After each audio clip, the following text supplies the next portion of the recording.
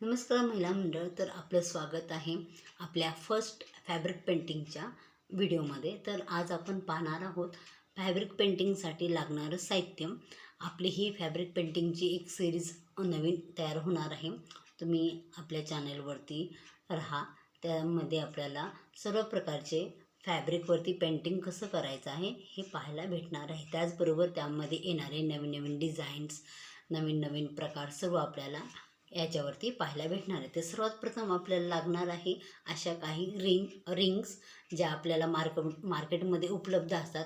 या मोस्टली आपल्याला रुमाल, हँकरचीप वगैरे किंवा छोटे छोटे पॅचेस, छोटे छोटे डिझाईन्स असतात त्याच्यासाठी फॅब्रिक पेंटिंग करण्यासाठी लागतात. त्याचबरोबर आपल्याला असं सिल्क कापड लागणार आहे.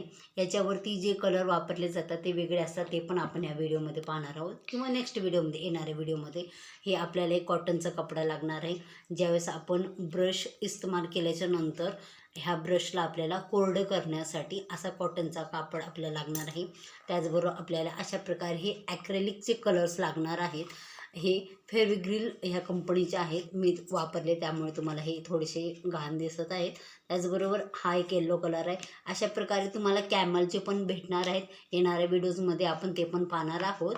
आणि फेविग्रिलचे पण हे ॲक्रेलिक कलर आहे, तर ते आपल्याला फॅब्रिकचे कलरसुद्धा पाहायला भेटणार आहेत. जर आपल्याला कॉटनच्या कपड्यावरती फॅब्रिक पेंटिंग करायचं असेल तर तो सुद्धा आपल्याला लागणार आहे. आपण ते सुद्धा पाहणार आहोत. त्याचबरोबर आपल्याला कलर मिक्सिंगसाठी असं एक पॅलेट लागणार आहे. त्याच्यामध्ये आपण वेगवेगळे कलर काढून एका पॅलेटमध्ये मिक्स करून आपल्याला नवीन शेड तयार करायचं आहे.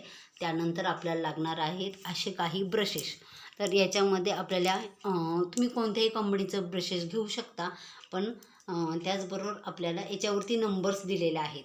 जसं की हा 8 नंबरचा फ्लॅट ब्रश आहे आणि हा राऊंड ब्रश आहे.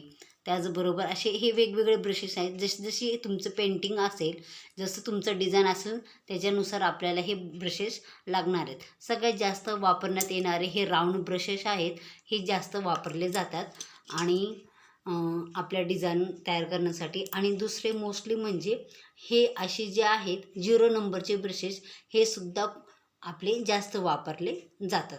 ह्या ब्रशेसबद्दल आपण नेक्स्ट व्हिडिओमध्ये पाहणार आहोत. पण आता सध्या आपल्याला लागणारे ही साहित्याची माहिती आपण पाहणार आहोत. अशा प्रकारे हे सर्व ब्रशेस आहेत. ही आपल्याला अशी 18 इंचची अशी मोठी ही एक रिंग लागणार आहे, स्टँड लागणार आहे. जेणेकरून आपल्याला जर साडीवरती, कुर्त्यावरती जर पेंटिंग करायचं असेल तर आपल्याला अशा प्रकारे ही मोठी रिंग लागणार आहे. तर तुम्ही आपल्या सिरीजमध्ये असेच राहा. आपल्याला फॅब्रिक पेंटिंगविषयी खूप काही माहिती, खूप काही टिप्स आणि ट्रिक्स ह्या चॅनलवरती भेटणार आहे. धन्यवाद.